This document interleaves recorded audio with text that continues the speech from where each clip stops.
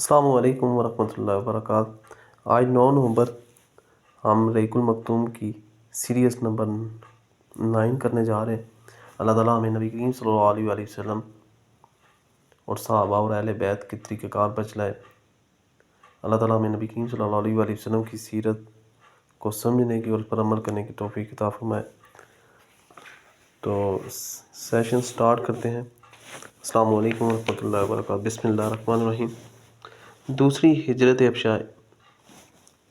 اس کے بعد ان مہاجرین پر خصوصاً اور مسلمانوں پر عموماً قریش کا ظلم و تشدد جو اور بڑھ گیا۔ ان کے خاندان والوں نے خوب ستایا، کیونکہ قریش کو ان کے ساتھ نجاشی کے حسن سلوک کی جو خبر ملی تھی، اس پر وہ نہایت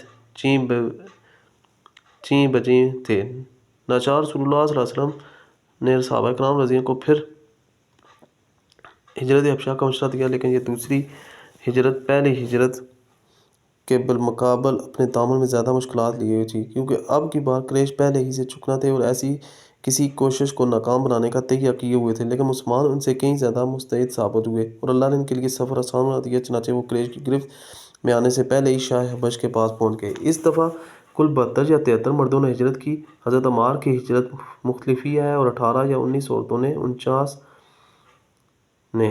علامہ منصور پوری رحمۃ اللہ علیہ نے یقین کے ساتھ عورتوں کی تعداد 18 لکھی ہے۔ مہاجرین حبشہ کے خلاف قریش کی سازش۔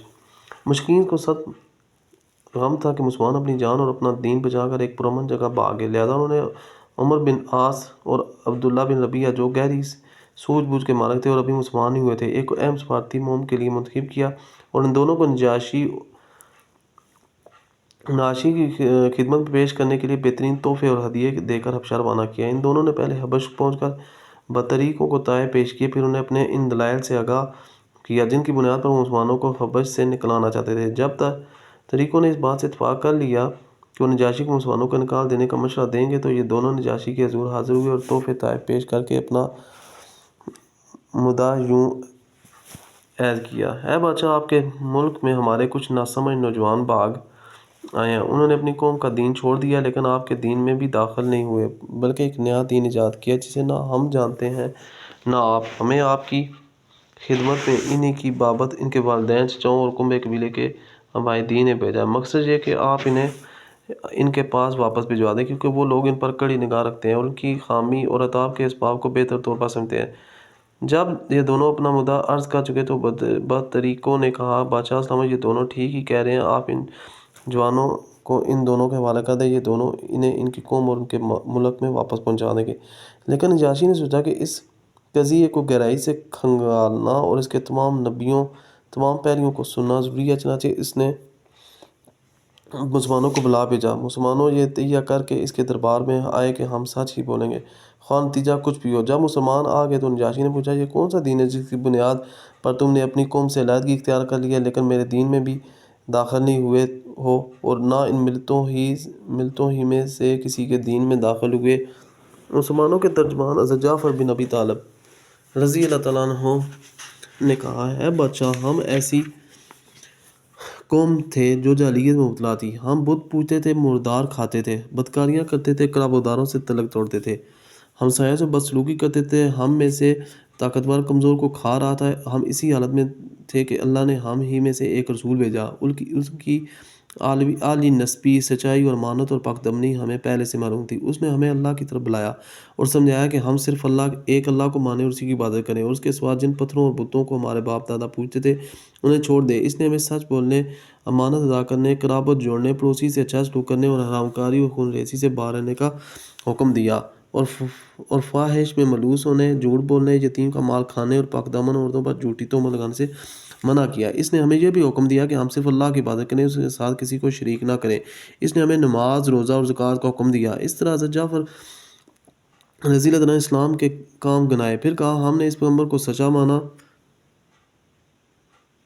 اس پر ایمان لائے اور اس کے لائے ہوئے دین خداوندی میں اس کی پیروی کی۔ چنانچہ ہم نے صرف اللہ کی عبادت کی، اس کے ساتھ کسی کو شریک نہیں کیا، اور جن باتوں کو اس پیغمبر صلی اللہ علیہ وسلم نے حرام بتایا انہیں حرام مانا، اور جن کو حلال بتایا انہیں حلال جانا۔ اس پر ہماری قوم ہم سے بگڑ گئی، اس نے ہم پر ظلم ستم کیا اور ہمارے دین سے دین سے پھیرنے کے لیے فتنے اور سزاؤں سے انتظار کیا تاکہ ہم اللہ کی عبادت چھوڑ کر بت پرستی کی طرف پلٹ جائیں، اور جن گندی چیزوں کو حلال سمجھتے تھے انہیں پھر حلال سمجھنے لگے۔ جب انہوں نے ہم پر بہت قہر اور ظلم کیا، زمین تنگ کر دی اور ہمارے درمیان اور ہمارے دین کے درمیان روک بن کر کھڑے ہو گئے، تو ہم نے آپ کے ملک کی راہ لی اور دوسروں پر آپ کو ترجیح دیتے ہوئے آپ کی پناہ میں رہنا پسند کیا، اور یہ امید کی کہ اے بادشاہ آپ کے پاس ہم پر ظلم نہیں کیا جائے گا۔ نجاشی نے کہا، وہ پیغمبر جو کچھ لائے ہیں اس میں سے کچھ تمہارے پاس ہے؟ حضرت جعفر رضی اللہ نے کہا ہاں۔ نجاشی نے کہا ذرا مجھے پڑھ کر سناؤ۔ حضرت جعفر رضی اللہ تعالیٰ نے سورہ مریم کی ابتدائی آیات تلاوت فرمائی۔ نجاشی اس قدر رویا کہ اس کی داڑھی تر ہوگی۔ نجاشی کے تمام استقف بھی حضرت جعفر رضی اللہ کی تلاوت سن کر اس قدر روئے کہ ان کے صحیفے تر ہو گئے۔ پھر نجاشی نے کہا، یہ کلام اور وہ کلام جو حضرت عیسیٰ علیہ السلام لے کر آئے تھے دونوں ایک ہی شمع دان سے نکلے ہوئے ہیں۔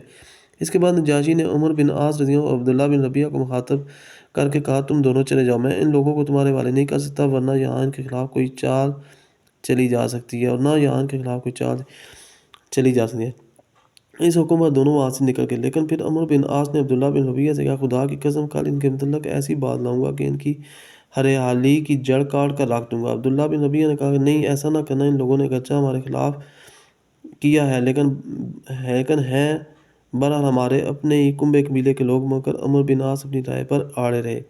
اگلا دن آیا تو عمر بن عاص نے نجاشی سے کہا، ہے بادشاہ، یہ لوگ عیسیٰ بن مریم علیہ السلام کے بارے میں ایک بڑی بات کہتے ہیں۔ اس پر نجاشی نے مسلمانوں کو پھر بلا بھیجا اور پوچھنا چاہتا تھا کہ عیسیٰ علیہ السلام کے بارے میں مسلمان کیا کہتے ہیں۔ اس دفعہ مسلمانوں کو گھبراہٹ ہوئی، لیکن انہوں نے طے کیا کہ سچ ہی بولیں گے، نتیجہ خواہ کچھ بھی ہو۔ چنانچہ جب مسلمان نجاشی کے دربار میں حاضر ہوئے، اس نے سوال کیا تو حضرت جعفر رضی اللہ عنہ نے فرمایا، ہم عیسیٰ علیہ السلام کے بارے میں وہی بات کہتے ہیں جو ہمارے نبی صلی اللہ علیہ وسلم لے کر آئے، یعنی حضرت عیسیٰ علیہ السلام اللہ کے بندے، اس کے رسول، اس کی روح اور اس کا وہ کلمہ ہے جسے اللہ نے کنواری پاک دامن حضرت مریم علیہ السلام کی طرف القاء کیا تھا۔ اس پر نجاشی نے زمین سے ایک تنکا اٹھایا اور بولا، خدا کی قسم جو کچھ تم نے کہا ہے، حضرت عیسیٰ علیہ السلام اس تنکے کے برابر بڑھ کر نہ تھے۔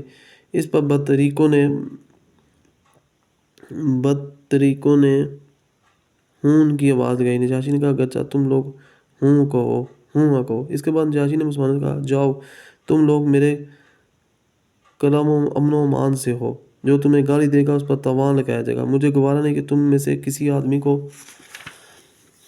ستاؤں اور اس کے بدلے میں مجھے سونے کا پہاڑ مل جائے۔ اس کے بعد اس نے اپنے حاشیہ نشینوں سے مخاطب کہا، ان دونوں کو ان کے ہدیے واپس کر دو، مجھے ان کی کوئی ضرورت نہیں۔ خدا کے قسم اللہ تعالیٰ نے جب مجھے میرا ملک واپس کیا تھا تو مجھ سے کوئی رشوت نہیں لی تھی کہ میں اس کی راہ میں رشوت دوں، نیز اللہ نے میرے بارے میں لوگوں کی بات قبول نہ کی تھی، میں اللہ کے بارے میں لوگوں کی بات مانوں۔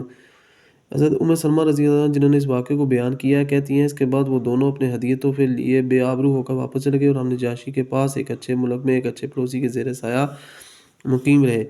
یہ ابن اسحاق کی روایت ہے۔ دوسرے سیرت نگاروں کا بیان ہے کہ نجاشی کے دربار سے حضرت عمر بن عاص رضی اللہ عنہ کی حاضری جنگ بدر کے بعد ہوئی تھی۔ بعض لوگوں نے تطبیق کی یہ صورت بیان کیا کہ حضرت عمر بن عاص رضی اللہ عنہ نجاشی کے دربار میں مسلمانوں کی واپسی کے لیے 2 مرتبہ گئے تھے، لیکن جنگ بدر کے بعد کی حاضری کے ضمن میں حضرت جعفر رضی اللہ عنہ اور نجاشی کے درمیان سوال اور جواب کی جو تفصیلات بیان کی جاتی ہیں وہ تقریباً وہی ہیں جو ابن اسحاق نے ہجرت ابشا کے بعد کی حاضری کے سلسلے میں بیان کی ہیں۔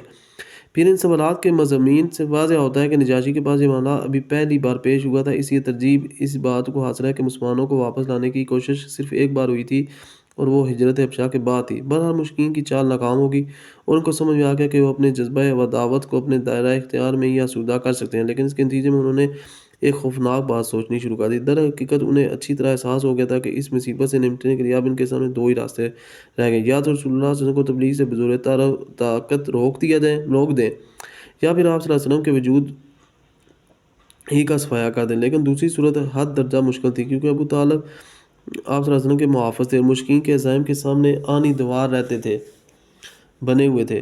اس کے لیے یہی مفید سمجھا گیا کہ ابو طالب سے 2 باتیں ہو جائیں۔ ابو طالب کو قریش کی تمبی۔ اس تجویز کے بعد سرداران قریش ابو طالب کے پاس حاضر ہوئے، بولے، ہے ابو طالب، آپ ہمارے اندر سن و شرف اور اعزاز کے مالک ہیں، ہم نے آپ سے گزارش کی کہ اپنے بھتیجے کو روکیں، لیکن آپ نے نہیں روکا۔ آپ یاد رکھیں، ہم اسے برداشت نہیں کر سکتے کہ ہمارے باپ داد کو گالیاں دی جائیں، ہماری عقل و فہم کو حماقت زدہ قرار دیا جائے اور ہمارے خداؤں کی عیب چینی کی جائے۔ آپ روک دیجئے ورنہ ہم آپ سے اور ان سے ایسی جنگ چھیڑ دیں گے کہ ایک فریق کا صفایا کرے گا۔ ابو طالب پر اس زوردار دھمکی کا بہت زیادہ اثر ہوا اور انہوں نے رسول اللہ صلی اللہ علیہ وسلم کو بلا کر بھیجا، بھتیجے تمہاری قوم کے لوگ میرے پاس آئے تھے اور ایسی باتیں کہہ رہے تھے، آپ مجھ پر اور خود اپنے آپ پر رحم کرو، اس معاملے میں مجھ پر اتنا بوجھ نہ ڈالو جو میرے بس سے باہر ہو۔ یہ سن کر رسول اللہ صلی اللہ علیہ وسلم نے سمجھا کہ اب آپ صلی اللہ علیہ وسلم کے چچا بھی آپ کا ساتھ چھوڑ دیں گے، وہ بھی آپ صلی اللہ علیہ وسلم کی مدد سے کمزور پڑ گئے ہیں۔ اس لیے فرمایا، چچا جان، خدا کی قسم، اگر یہ لوگ میرے دائیں ہاتھ میں سورج اور بائیں ہاتھ میں چاند رکھتے ہیں کہ میں اس کام کو اس حد تک پہنچائے بغیر چھوڑ دوں کہ یا تو اللہ اسے غالب کر دے یا میں اس راہ میں فنا ہو جاؤں، تو نہیں چھوڑ سکتا۔ اس کے بعد آپ کی آنکھیں اشکبار ہو گئیں، آپ صلی اللہ علیہ وسلم رو پڑے اور اٹھ کے جب واپس ہونے لگے تو ابو طالب نے پکارا اور سامنے تشریف لائے تو کہا، بھتیجے جاؤ، جو چاہو کہو، خدا قسم میں تمہیں کبھی بھی کسی بھی وجہ سے چھوڑ نہیں سکتا۔ یہ اشعار کے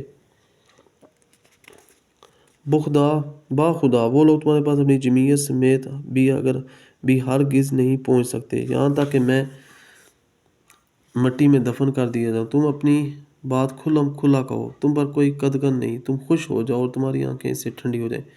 قریش ایک بار پھر ابو طالب کے سامنے پچھلی دھمکی کے باوجود جب قریش نے دیکھا کہ رسول اللہ صلی اللہ علیہ وسلم اپنا کام کیے جا رہے ہیں تو ان کی سمجھ میں آ گیا کہ ابو طالب رسول اللہ صلی اللہ علیہ وسلم کو چھوڑ نہیں سکتے، بلکہ اس بارے میں قریش سے جدا ہونے اور ان کی عداوت مول لینے کو تیار رہے۔ چنانچہ وہ لوگ ولید بن مغیرہ کے لڑکے عمارہ کو ہمراہ لے کر ابو طالب کے پاس ہوئے اور ان سے یوں عرض کیا، ہے ابو طالب، یہ قریش کا سب سے بانکا اور خوبصورت نوجوان ہے، آپ اسے لے لیں، اس کی دیت اور نصرت کے آپ حقدار ہوں گے، آپ اسے اپنا لڑکا بنا لیں، یہ آپ کا ہوگا، اور آپ اپنے اس بھتیجے کو ہمارے حوالے کر دیں جس نے آپ کے آباء و اجداد کے دین کی مخالفت کی ہے، آپ کی قوم کا شرازہ منتشر کر رکھا ہے اور ان کی عقلوں کو حماقت سے دو چار بتایا ہے، ہم اسے قتل کریں گے، بس یہ ایک آدمی کے بدلے ایک آدمی کا حساب ہے۔ ابو طالب نے کہا، خدا کی قسم، کتنا برا سودا ہے جو تم لوگ مجھ سے کر رہے ہو، تم اپنا بیٹا مجھے دیتے ہو کہ میں اسے کھلاؤں پلاؤں پالوں پوسوں، اور میرا بیٹا مجھ سے طلب کرتے ہو اسے قتل کر دوں، خدا کی قسم یہ نہیں ہو سکتا۔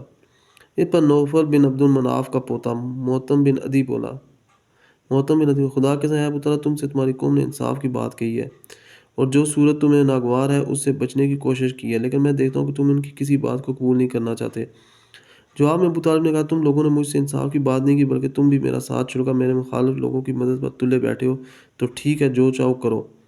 سیرت کے محاذ میں پچھلی دونوں گفتگو کے زمانے کی تعین نہیں ملتی، لیکن قرآن شاہد سے ظاہر ہوتا ہے کہ دونوں گفتگو 6 کے وسط میں ہوئی تھی اور دونوں کے درمیان فاصلہ مختصر تھا۔ نبی کریم صلی اللہ علیہ وسلم کے قتل کی تجوید۔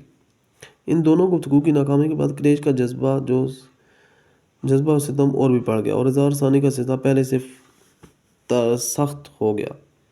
انہی دنوں قریش کے سرکشوں کے دماغ میں نبی کریم صلی اللہ علیہ وسلم کے خاتمے کی تجویز ابھری، لیکن یہی تجویز اور یہی سختیاں مکہ کے جان بازوں میں سے دو ندارہ روزگار سرفروشوں یعنی حضرت حمزہ بن عبد المطلب رضی اللہ عنہ اور حضرت عمر بن خطاب رضی اللہ عنہ اسلام لانے ان کے ذریعے اسلام کو تقویت پہنچانے کا سبب بن گئی۔ جور و جفا کے سلسلے دراز کے ایک دو نمونے یہ ہیں کہ ایک روز ابو لہب کا بیٹا عتبہ رسول اللہ صلی اللہ علیہ وسلم کے پاس آیا، بولا، میں والنجم اذا ہوا اور ثم دنا فتدلی کے ساتھ کفر کرتا ہوں۔ اس کے بعد وہ آپ صلی اللہ علیہ وسلم پر اظہار ثانی کے ساتھ مسلط ہو گیا اور آپ صلی اللہ علیہ وسلم کا کرتا پھاڑ دیا، آپ صلی اللہ علیہ وسلم کے چہرے پر تھوک دیا، اگرچہ تھوک آپ صلی اللہ علیہ وسلم پر نہ پڑا۔ اسی موقع پر نبی کریم صلی اللہ علیہ وسلم نے بدعا کی کہ اللہ اس پر اپنے کتوں میں سے کوئی کتا مسلط کر دے۔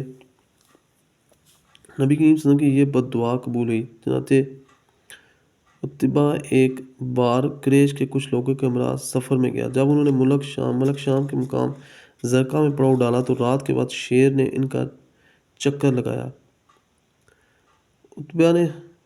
عتبہ نے دیکھتے ہی کہا، ہائے میری تباہی، یہ خدا کی قسم مجھے کھا جائے گا جیسا کہ محمد صلی اللہ علیہ وسلم نے مجھ پر بددعا کی تھی۔ دیکھو میں شام میں ہوں لیکن اس نے مکہ میں رہتے ہوئے مجھے مار ڈالا۔ احتیاطاً لوگوں نے عتبہ کو اپنے اور جانوروں کے گھیرے کے بیچوں بیچ سلایا، لیکن رات کو شیر سب کو پھلانگتا ہوا سیدھا عتبہ کے پاس پہنچا اور سر پکڑ کر ذبح کر ڈالا۔ ایک بار عقبہ بن ابی معیط نے رسول اللہ صلی اللہ علیہ وسلم کی گردن حالت سجدے میں اس زور سے رون دی کہ معلوم ہوتا تھا کہ دونوں آنکھیں نکل آئیں گی۔ ابن اسحاق کی تحریر روایت سے بھی قریش کے سرکشوں کے اس ارادے پر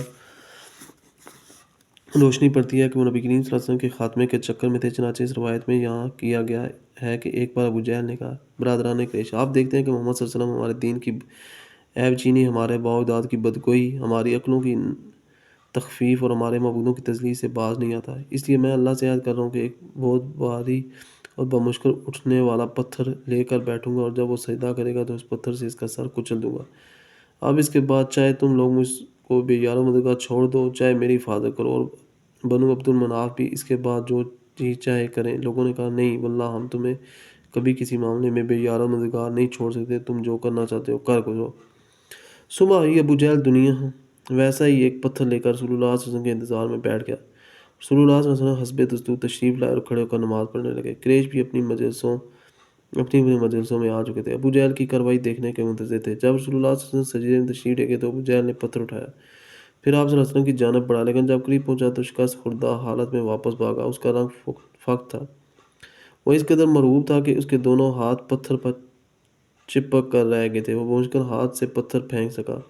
ادھر قریش کے کچھ لوگ اٹھ کر اس کے پاس آئے اور کہنے لگے، ابو الحکم، تمہیں کیا ہو گیا؟ اس نے کہا، میں نے رات جو بات کہی تھی وہی کرنے جا رہا تھا، لیکن جب اس کے قریب پہنچا تو ایک اونٹ آڑے آ گیا۔ باخدا، میں نے کبھی کسی اونٹ کی ویسی کھوپڑی، ویسی گردن اور ویسے دانت دیکھے ہی نہیں، جو وہ مجھے کھا جانا چاہتا تھا۔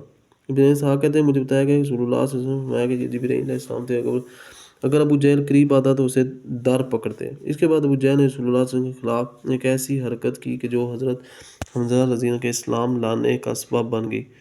تفسیر آ رہی ہے، جہاں تک قریش کہ دوسرے بدماشوں کا تعلق ہے تو ان کے دلوں میں بھی نبی کریم صلی اللہ علیہ وسلم کے خاتمے کا خیال برابر پک رہا تھا۔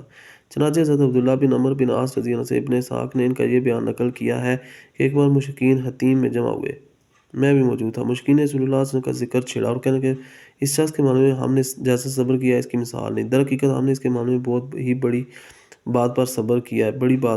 یہ گفتگو چل رہی تھی کہ رسول اللہ صلی اللہ علیہ وسلم نمودار ہوئے۔ آپ صلی اللہ علیہ وسلم تشریف لا کر پہلے حجر اسود کو چوما، پھر طواف کرتے ہوئے مشرکین کے پاس سے گزرے۔ انہوں نے کچھ کہہ کر طعنہ زنی کی، جس کا اثر میں آپ صلی اللہ علیہ وسلم کے چہرے پر دیکھا۔ اس کے بعد جب وہ دوبارہ آپ صلی اللہ علیہ وسلم کا گزر ہوئے، مشرکین نے پھر اسی طرح کی لعن طعن کی۔ میں نے اس کا بھی اثر آپ صلی اللہ علیہ وسلم کے چہرے پر دیکھا۔ اس کے بعد آپ صلی اللہ علیہ وسلم تیسری بار گزرے تو مشرکین نے پھر آپ صلی اللہ علیہ وسلم پر لعن طعن کی۔ اب کی بار آپ صلی اللہ علیہ وسلم ٹھہر کر فرمایا، قریش کے لوگوں، سن رہے ہو؟ اس ذات کی قسم جس کے ہاتھ میں میری جان ہے، میں تمہارے پاس تمہارے قتل و ذبح کا حکم لے کر آیا ہوں۔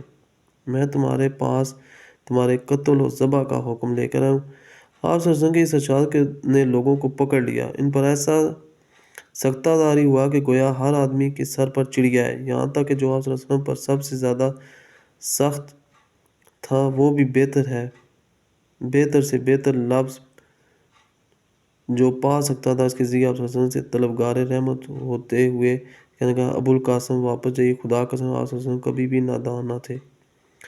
دوسرے دن قریش پھر اسی طرح جمع ہو کر آپ صلی اللہ علیہ وسلم کا ذکر کر رہے تھے کہ آپ صلی اللہ علیہ وسلم نمودار ہوئے۔ دیکھتے ہی سب یکجان ہو کر ایک آدمی کی طرح آپ صلی اللہ علیہ وسلم پر پل پڑے اور آپ صلی اللہ علیہ وسلم کو گھیر لیا۔ میں نے ایک آدمی کو دیکھا، اس نے گلے کے پاس سے آپ صلی اللہ علیہ وسلم کی چادر پکڑ لی اور بل دینے لگا۔ حضرت ابوبکر صدیق رضی اللہ عنہ آپ صلی اللہ علیہ وسلم کے بچاؤ میں لگ گئے۔ وہ روتے جاتے تھے اور کہتے جاتے تھے، کیا تم لوگ ایک آدمی کو اسی قتل کر دے، وہ کہتا ہے میرا رب اللہ ہے۔ اس کے بعد وہ لوگ آپ صلی اللہ علیہ وسلم کو چھوڑ کر پلٹ گئے۔ عبداللہ بن عمرو بن عاص رضی اللہ عنہ کہتے ہیں کہ یہ سب سے سخت ترین اظہار ثانی تھی جو میں نے قریش کو کبھی کرتے ہوئے دیکھی ہو۔ صحیح بخاری میں حضرت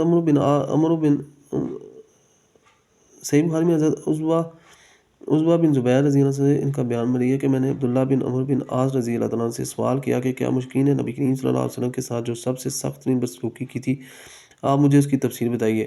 انہوں نے کہا، نبی کریم صلی اللہ علیہ وسلم خانہ کعبہ کے پاس حطیم میں نماز پڑھ رہے تھے کہ عقبہ بن ابی معیط آ گیا۔ اس نے آتے ہی اپنا کپڑا آپ صلی اللہ علیہ وسلم کی گردن میں ڈال کر نہایت سختی کے ساتھ آپ صلی اللہ علیہ وسلم کا گلا گھونٹا۔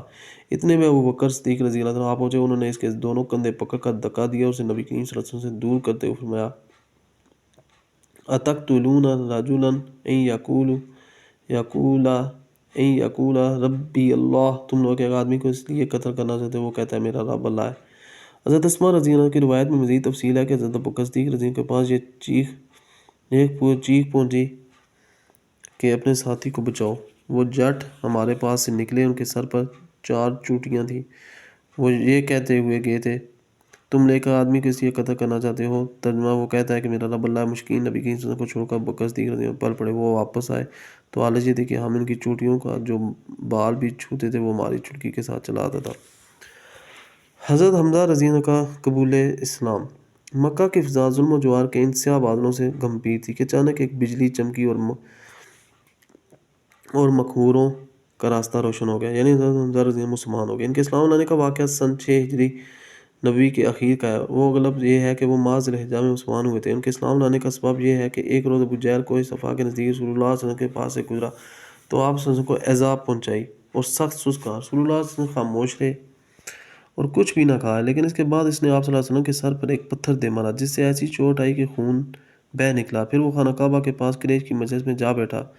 عبداللہ بن جدعان کی ایک لونڈی کوہ صفا پر واقع اپنے مکان سے یہ سارا منظر دیکھ رہی تھی۔ حضرت حمزہ رضی اللہ عنہ کمان حمائل کیے شکار سے واپس تشریف لائے تو اس نے ان سے ابو جہل کی ساری حرکت کہہ سنائی۔ حضرت حمزہ رضی اللہ عنہ غصے سے بھڑک اٹھے۔ یہ قریش کے سب سے طاقتور اور مضبوط جوان تھے۔ ماجرا سن کر کہیں ایک لمحہ رکے بغیر دوڑتے ہوئے اور یہ تہیہ کیے ہوئے آئے کہ جوں ہی ابو جہل کا سامنا ہوگا اس کی مرمت کر دیں گے۔ چنانچہ مسجد حرام میں داخل ہو کر سیدھے اس کے سر پر جا کھڑے ہوئے اور بولے، او سرین پر خوشبو لگانے والے بزدل، تو میرے بھتیجے کو گالی دیتا ہے حالانکہ میں بھی اسی کے دین پر ہوں۔ اس کے بعد کمان سے اس زور کی مار ماری کہ اس کے سر پر بدترین قسم کا زخم آ گیا۔ اس پر ابو جہل کے قبیلے بنو مخزوم اور حضرت حمزہ کے قبیلے بنو ہاشم کے لوگ ایک دوسرے کے خلاف بھڑک اٹھے، لیکن ابو جہل نے یہ کہہ کر انہیں خاموش کہہ دیا کہ ابو عمارہ کو جانے دو، میں نے واقعی اس کے بھتیجے کو بہت بری گالی دی تھی۔ ابتداءً حضرت حمزہ رضی اللہ عنہ کا اسلام محض اس اہمیت کے طور پر تھا ان کے عزیز کی توہین کی گئی، لیکن پھر اللہ نے ان کا سینہ کھول دیا اور انہوں نے اسلام کا کڑا مضبوطی سے تھام لیا اور مسلمانوں کی وجہ سے بڑی عزت و قوت محسوس کی۔ یہ ہمارا 8واں سیشن الحمدللہ کمپلیٹ ہو گیا۔ اللہ تعالیٰ ہمارا حامی و ناصر ہو۔ اللہ تعالیٰ ہمیں نبی کریم صلی اللہ علیہ وآلہ وسلم کے طریقے پر چلنے کی توفیق عطا فرمائے اور اس سے ہم سے جو پڑھنے میں، لکھنے میں، سننے سنانے میں کوئی غلطی ہوگی اللہ تعالیٰ معاف فرمائے۔ اللہ تعالیٰ تمام بیماروں کو شفائے کاملہ و عاجلہ عطا فرمائے اور جو پریشان حال ہیں اللہ تعالیٰ ان کی پریشانیوں کو خوشیوں میں بدل دے۔ اللہ تعالیٰ فلسطین کے مسلمانوں کی غیبی مدد و نصرت فرمائے۔ اللہ تعالیٰ ہم سب کا حامی و ناصر ہو۔ السلام علیکم ورحمۃ اللہ وبرکاتہ۔